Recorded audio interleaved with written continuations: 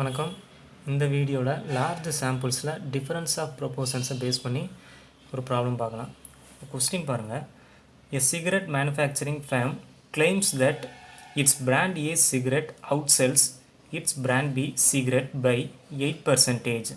So ஒரு cigarette manufacturing company என்ன claim பண்ணுறாங்க அப்படின்னா, பிராண்ட் பி சிகரெட்டை காட்டிலும் பிராண்ட் ஏ சிகரெட் 8% அதிகமாக சேல் ஆகுதுன்ட்டு சொல்லியிருக்காங்க. சரியா, பிராண்ட் பி சிகரெட்டை காட்டிலும் பிராண்ட் ஏ சிகரெட் 8% அதிகமாக சேல்ஸ் ஆகுது அப்படின்ட்டு சொல்லியிருக்காங்க.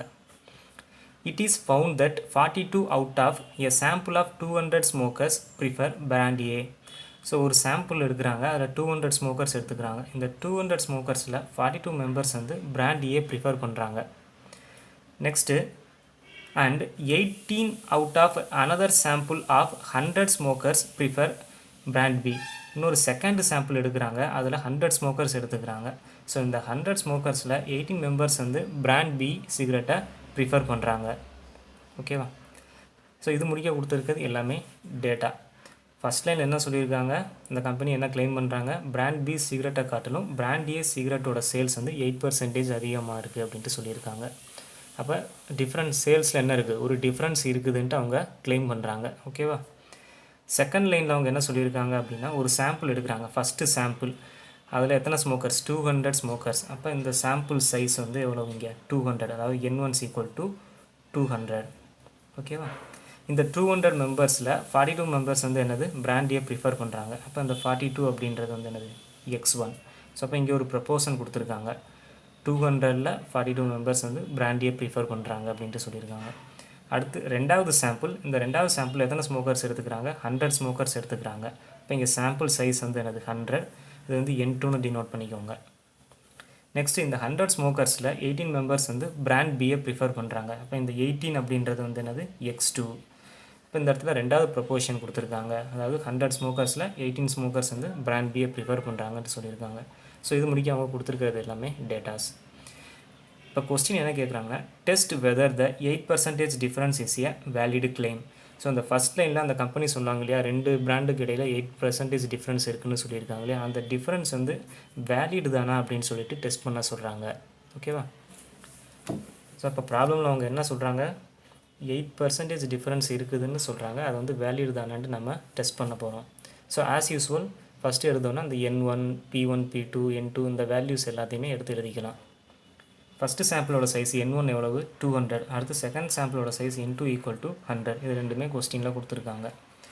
Next, proportion of preference of brand A of the first sample P1 = so அதாவது ஃபஸ்ட்டு சாம்பிளோட ப்ரப்போசன் P1 இருக்கு இல்லையா, அதோட வேல்யூ ஃபைண்ட் அவுட் பண்ணுறவங்க.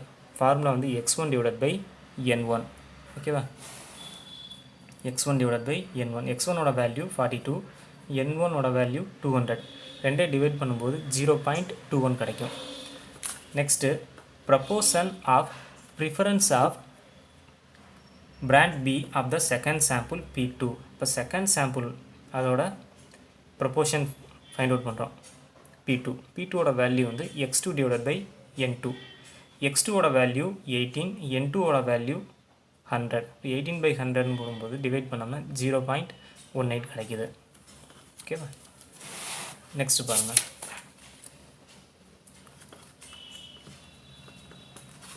நெக்ஸ்ட் நல் ஹைபோதசிஸ் H0. இங்கே H0 வந்து இந்த ப்ராப்ளத்தில் எப்படி செட் பண்ணணும் அப்படின்ட்டு பாருங்கள். கம்பெனி என்ன கிளைம் பண்ணியிருக்காங்க அப்படின்னா, இந்த ரெண்டு ப்ரொப்போர்ஷனுக்கும், அதாவது ரெண்டு பிராண்டுக்கும் உள்ள சேல்ஸ் டிஃப்ரெண்ட் வந்து 8% அப்படின்ட்டு சொல்லியிருக்காங்க.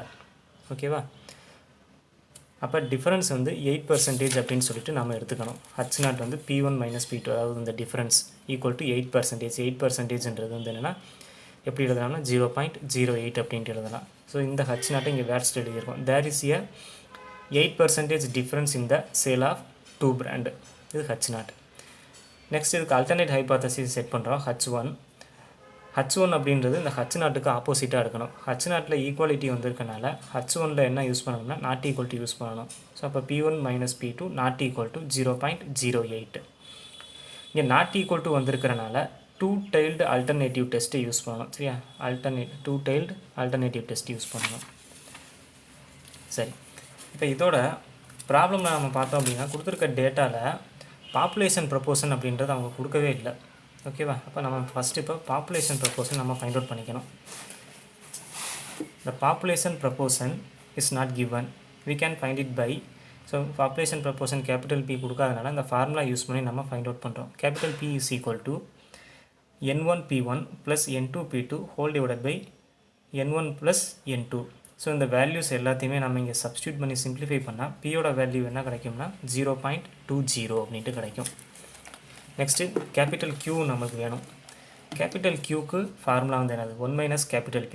பட் கேபிட்டல் பியோட வேல்யூ என்ன 0.20. அதை நம்ம இங்கே சப்ஸ்டியூட் பண்ணி ரெண்டையும் சப்ராக்ட் பண்ணோம்னா Q is equal to 0.80 அப்படின்ட்டு கிடைக்கும். ஓகேவா?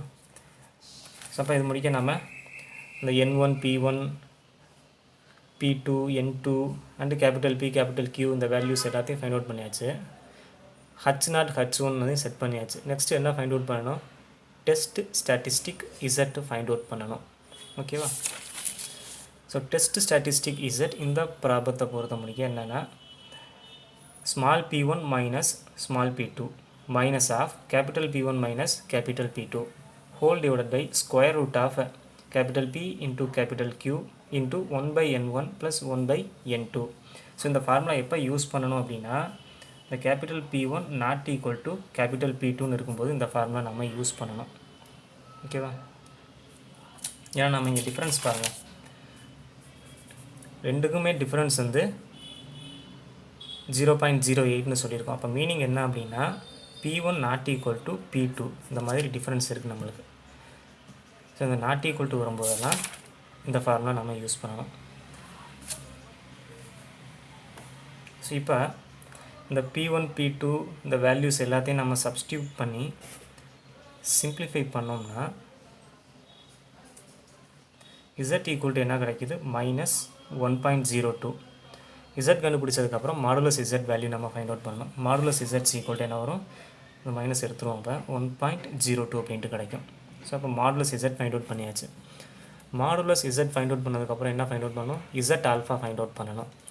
Z ஆல்ஃபா ஃபைண்ட் அவுட் பண்ணுறதுக்கு நம்மளுக்கு ஆல்ஃபா வேணும். ஆல்ஃபா கொஸ்டினில் கொடுக்கல. அதனால் எப்பயும் போல் நம்ம என்ன எடுத்துக்கணும்னா alpha equal to 5% level of significance நம்ம எடுத்துக்கணும். ஸோ அப்போ Z ஆல்ஃபா பாருங்கள். இப்போ Z alpha equal to Z ஆல்ஃபாவுக்கு பதிலாக அந்த 5%ன்றது 0.05. Z 0.05ஓட டேபிள் வேல்யூ வந்து என்னென்னு 1.96. ஸோ அப்போ மாடுலஸ் Z ஃபைண்ட் அவுட் பண்ணியாச்சு, Z ஆல்ஃபாவையும் ஃபைண்ட் அவுட் பண்ணியாச்சு. நெக்ஸ்ட் ஸ்டெப்பில் என்ன செய்யணும்? இந்த மாடுலஸ் Z-ஐயும் Z ஆல்ஃபாவையும் கம்பேர் பண்ணணும். எது பெருசு எது சிறுசுன்னு பார்க்கணும் நாம. ஓகேவா? இப்போ now modulus Z equal to 1.02. So இந்த value Z alpha value 1.96 compare பண்ணும்போது நம்மளுக்கு என்ன வரும்னா லெஸ் தேன் வரும். Less than 1.96 which is equal to Z alpha. So அப்போ நம்மளுக்கு என்ன கிடைக்குதுன்னா modulus Z less than Z ஆல்ஃபான்னு கிடச்சிருக்கு. அப்போ modulus Z less than Z alpha அப்படின்னா நம்ம என்ன செய்யணும்? நல் ஹைபோதசிஸை அக்செப்ட் பண்ணணும். ஓகேவா? therefore null hypothesis H0 is accepted at 5% level. So null hypothesis வந்து accepted. அப்போ accepted என்னது? அங்கே சொல்லியிருக்க claim வந்து true அப்படின்ட்டு நம்ம ப்ரூவ் பண்ணிட்டோம்னு அர்த்தம். சரியா? So null hypothesis is accepted at 5% level. இப்போ null hypothesis என்னன்னு பாருங்கள். இதுதான் null hypothesis. There is a 8% difference in the sales of 2 brand. So இப்போ இந்த கிளைமை தான் நம்ம என்னென்னு சொல்லியாச்சு? ட்ரூன்னு சொல்லியாச்சு. அப்போ ஃபைனல் ரிசல்ட் என்ன எழுதணும்னா we conclude that a difference of 8% in the sales of 2 brand is valid. அவ்வளோதான், டெஸ்ட் பண்ணியாச்சு. Okay, thank you.